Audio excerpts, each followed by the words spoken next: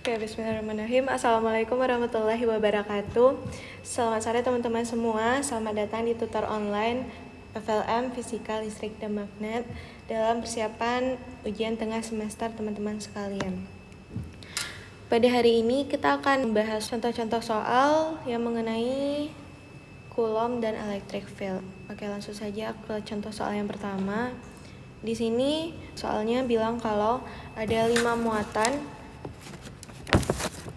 yang sama besar, Q besar diletakkan pada garis tengah lingkaran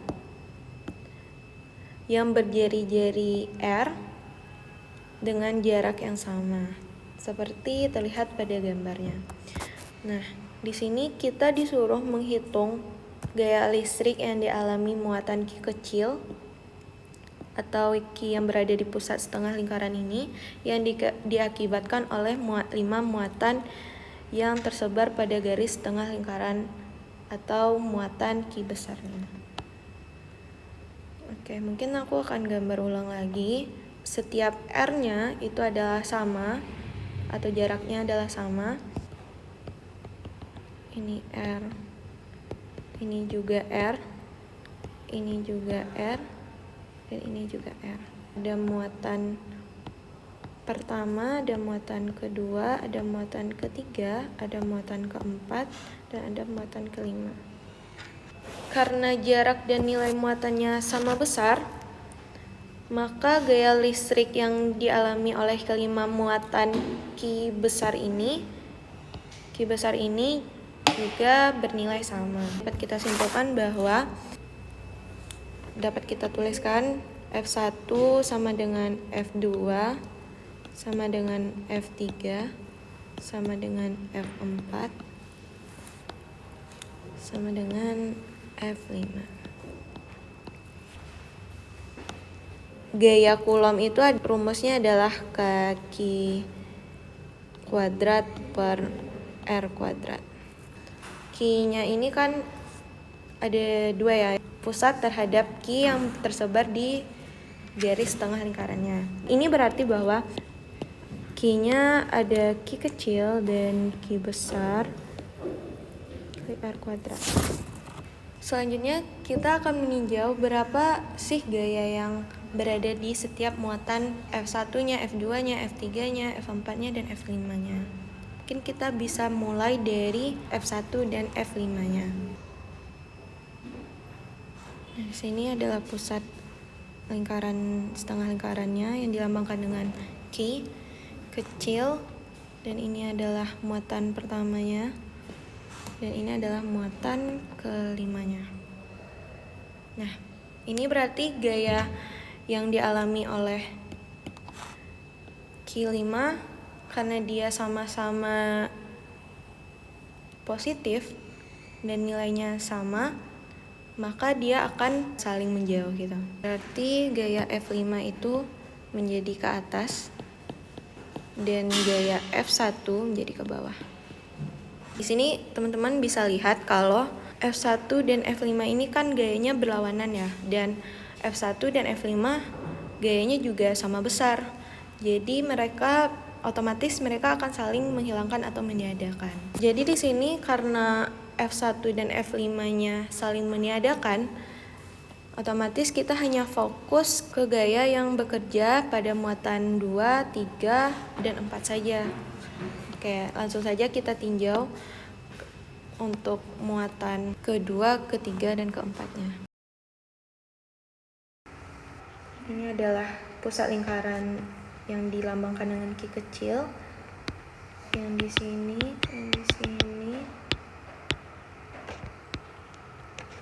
ada muatan Q4, dan di sini ada muatan Q2. Dan kita tahu kalau pada dasarnya ketika ada muatan yang sama, tandanya sama, itu mereka akan saling tolak menolak gitu. Sehingga gaya yang dihasilkan oleh Q4 akan mengarah ke sini. Dan begitupun dengan gaya yang dihasilkan oleh Q2 akan mengarah ke sini. Dengan besaran sudut tetanya adalah 45 derajat. Kenapa 45? Di soal bahwasanya R-nya itu memiliki jarak yang sama. Jadi ketika kita identifikasi lagi yang Q1 ini di sini dan Q3 di sini, otomatis ini adalah tetanya adalah 90 derajat. Karena dia berjarak sama, maka dari itu tetanya menjadi 45 derajat. Lanjut kita menghitung gaya yang dihasilkan oleh F4 dan F2-nya. Kita nggak bisa langsung menghitung gayanya yang berada di sini ya teman-teman. Jadi kita harus lebih dahulu untuk memproyeksikan gaya ini ke sumbu X. Bisa dituliskan F24-nya sama dengan F2 cos theta ditambah F4 cos theta. Kenapa cos? Kenapa nggak sin? Karena kita memproyeksikannya terhadap theta. Semisal kita memproyeksikannya tidak terhadap theta, dia akan menjadi F sin. Nah, di sini case-nya itu kita memproyeksikan terhadap theta, jadi dia memakai cos. Kita memproyeksinya terhadap sumbu X ya. Kenapa nggak ada kita memproyeksikan terhadap sumbu Y? Itu karena nanti kalau kita memproyeksikan terhadap sumbu Y, mereka akan saling menedakan. Istilahnya gayanya berarah F4-nya ke sini dan F2-nya ke sini.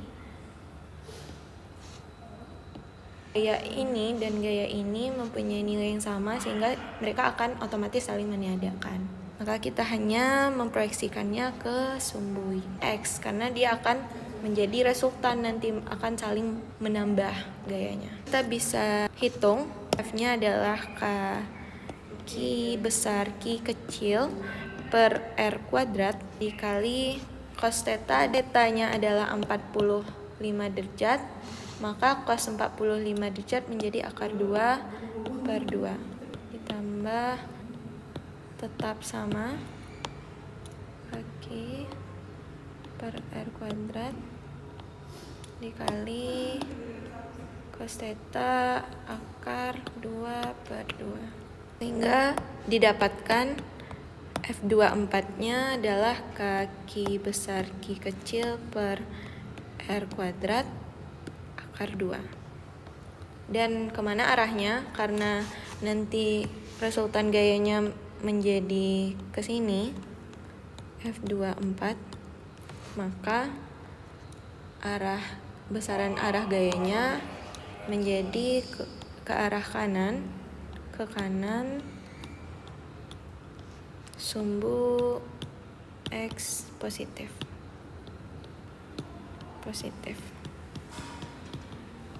Kita sudah mendapatkan F24-nya, sehingga yang tersisa adalah Q3-nya saja. Kita akan meninjau gaya yang bekerja pada Q3-nya.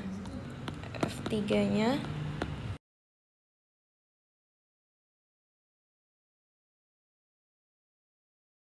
F3 akan mengarah ke sini.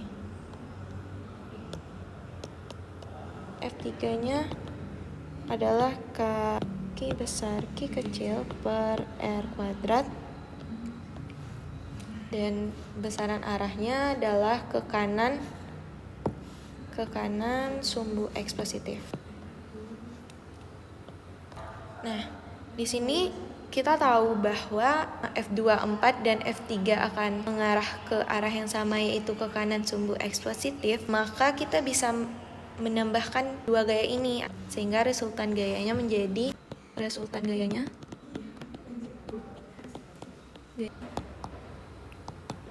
3 ditambah F24. Untuk F3 kita sudah mendapatkan sebesar ini dan F24-nya adalah sebesar ini.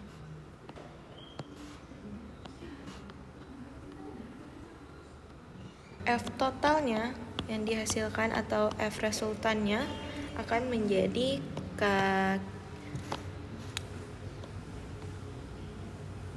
Q besar Q kecil per R kuadrat dikali akar 2 plus 1. Dan ini adalah F yang bekerja pada Q. Oke, dan ini hasilnya. Contoh soal yang kedua. Nah, di sini soalnya bilang kalau ada 4 partikel identik dengan muatan plus Q ditempatkan di sudut-sudut persegi dengan sisi L. Dan ada sebuah muatan kelima atau dilambangkan dengan min Q yang ditempatkan di titik P, yaitu sejauh Z di atas pusat perseginya. Nah, tugas kita adalah mencari gaya total atau F totalnya yang bekerja pada muatan Q ini akibat keempat muatan yang berada di setiap sudut-sudut perseginya. Mungkin aku akan gambar ulang lagi.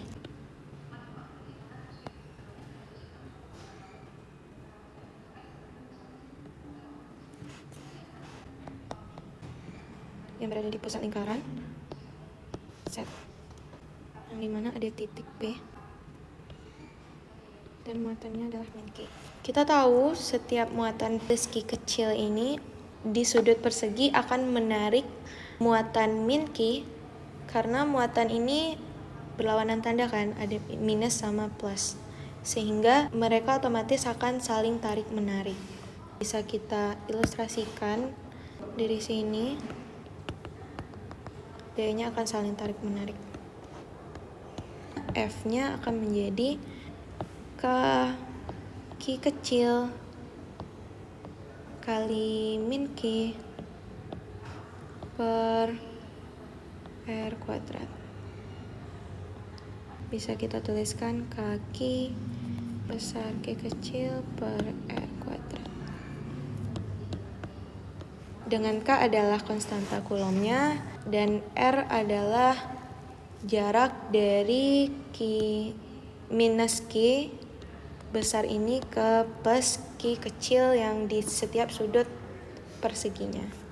Nah, sekarang kita mau nentuin dulu nih berapa R-nya atau jarak dari plus Q kecil ke minus Q besar. Gimana caranya? Anggaplah kita sudah mengetahui ya yang sisi ini, tapi kita tidak mengetahui yang sisi ini berapa. Kita perlu mencari tahu berapa sisi dari sini ke sini, yang aku inisialkan sebagai M. Nah, di sini diketahui pada soal kalau panjang setiap sudut ke sudut itu adalah sebesar R. Nah, ketika kita mau mencari M, itu kita bisa membuat lagi segitiga kecil, yang dimana segitiga ini juga adalah segitiga siku-siku, dan jika kita bagi ini menjadi setengah L dan ini menjadi setengah L, karena setiap sisinya terjelaskan dalam soal adalah sama, sehingga M-nya adalah setengah L kuadrat akar setengah L kuadrat ditambah setengah L kuadrat. Dan kita mendapatkan M-nya adalah akar 2 per 2 L. Setelah kita tahu panjang M-nya, kita bisa langsung mencari R-nya dari hipotenusa ini. Menjadi R-nya itu adalah akar dari M kuadrat, sisi M kuadrat, ditambah sisi Z kuadrat. Nah, ini kita tinggal substitusikan saja. M-nya adalah kita dapatkan akar 2 per 2L ditambah Z kuadrat. Selanjutnya, kita akan mengidentifikasi komponen mana yang berpengaruh terhadap soal ini. Nah, di sini yang berpengaruh hanya komponen Z, yang dimana nanti gayanya ke bawah menuju plus Q kecil. Nah, kenapa komponen X dan Y-nya tidak ada? Karena komponen di sumbu X dan Y-nya itu akan saling meniadakan karena ada 4 gaya dengan distribusi simetrisnya. Kenapa? Jadi nanti muatan di kiri atas itu akan menarik ke kiri, sementara muatan di kanan akan menarik ke kanan dengan gaya yang sama besar sehingga gaya X-nya hilang. Dan begitu pun dengan Y-nya, yang dimana menarik ke bawah dan menarik ke atas, sehingga itu akan saling meniadakan. Jadi F X dan FY-nya tidak ada atau 0.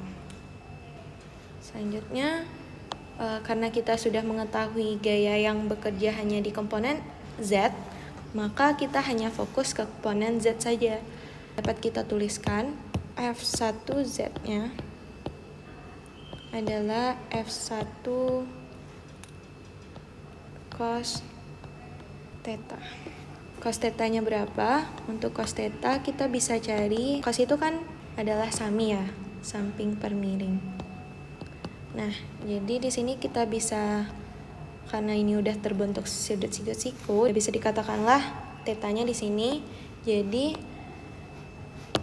ketika kita mencari cosnya menjadi samping per miring, berarti Z per R, ya kan teman-teman? Jadi Z per R. Kita bisa langsung tuliskan F-nya tadi kita sudah dapat, itu adalah segini. Langsung kita substitusikan saja apa yang sudah kita dapatkan. Kaki kecil per Q besar per R kuadrat dikali Z per R. Ya, di sini kan karena kita sudah menginisialkan R-nya sebagai R besar, berarti di sini adalah R besar. Di sini juga R besar. Jadi R. Dari sini kita bisa langsung mensubstitusikan R-nya juga, yang dimana R tadi sudah kita dapatkan akar dari akar per 2 L tambah Z kuadrat. Karena dia R kuadrat, maka akarnya akan hilang. Sehingga akan menjadi akar 2 per 2 L plus Z kuadrat dikali Z per akar 2 per 2 L plus Z kuadrat. Ini bisa kita langsung sederhanakan kayak biasa. Bisa kita kalikan. Teman-teman lihat kalau ini adalah pangkat 1 dan ini adalah pangkat setengah. Ketika pangkat 1 ditambah pangkat setengah akan menghasilkan hasil pangkat 3 per 2. Akar 2 per 2 L plus Z kuadrat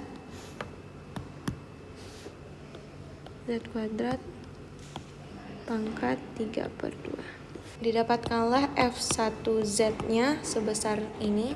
Ini hanya untuk F1 yang bagian sini yang baru kita identifikasi yang awal. Sedangkan kita butuh menganalisa di setiap titik yang berada di setiap sudut perseginya. Nah, otomatis hasilnya akan menjadi F totalnya akan menjadi 4 F1Z karena besarannya pasti akan sama. Jaraknya sama, semuanya akan sama. Jadi kita bisa langsung mengalihkan dengan 4 karena ada 4 muatan yang berada di setiap sudut perseginya. Kita hanya mensubstitusikan F1Z-nya. Kaki besar per akar 2 per 2 L plus Z kuadrat 3 per 2 dikali Z. Dan ini hasil dari F totalnya atau F besar gaya listrik yang bekerja pada muatan min Q akibat dari muatan plus Q-nya.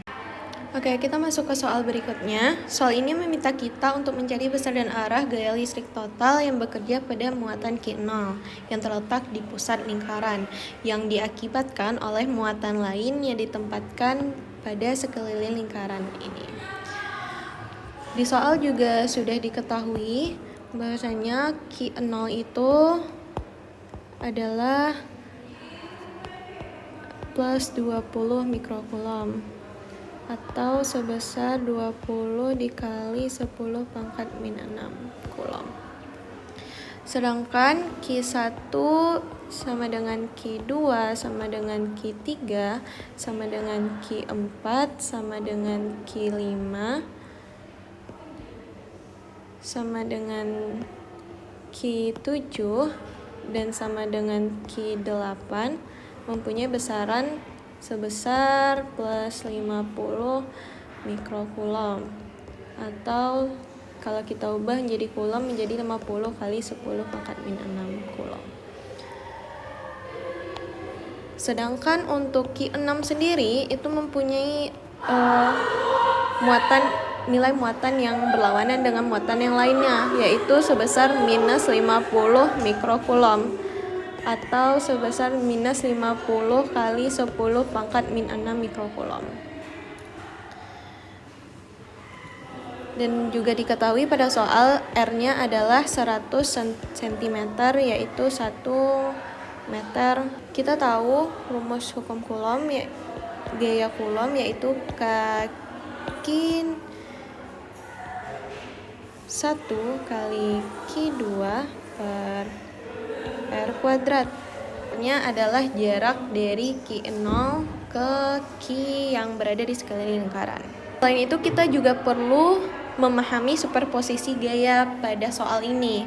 Apa sih superposisi gaya itu? Superposisi gaya yaitu jika ada beberapa gaya yang bekerja pada suatu benda, maka gaya totalnya bisa didapat dengan menjumlahkan semua gaya secara vektor. Yang pertama kita akan menganalisis dulu gaya yang bekerja pada Q0. Aku akan gambar lagi.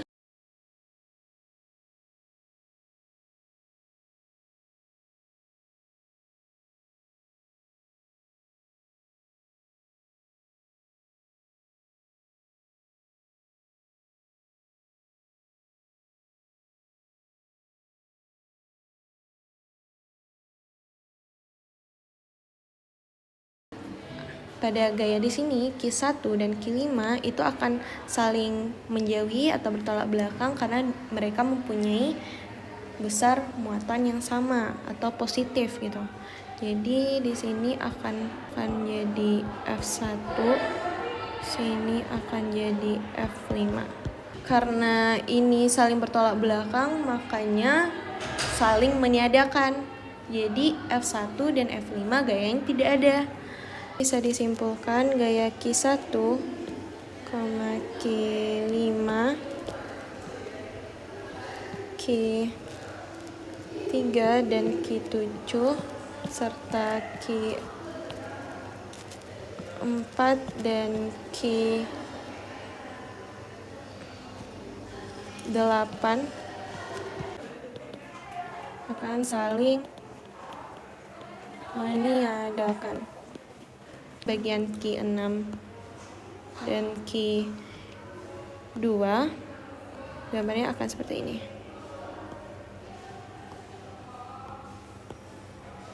0 adalah plus, sedangkan muatan Q6 adalah minus dan Q2 adalah plus. Gaya yang dihasilkan oleh Q0 yang diakibatkan oleh Q2. F20.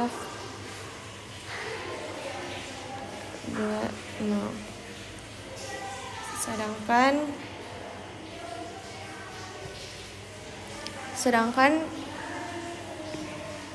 kalau kita lihat muatan ini, karena dia muatan yang berbeda, mereka akan saling tarik menarik dan kita dapat menggambarkan gayanya sebagai F6 on 0. F yang dihasilkan oleh F60 dan F20 itu mempunyai besar yang sama sehingga gayanya pun sama.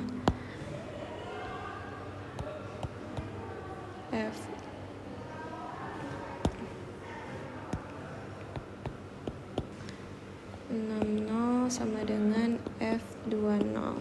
Tinggal kita masukkan saja.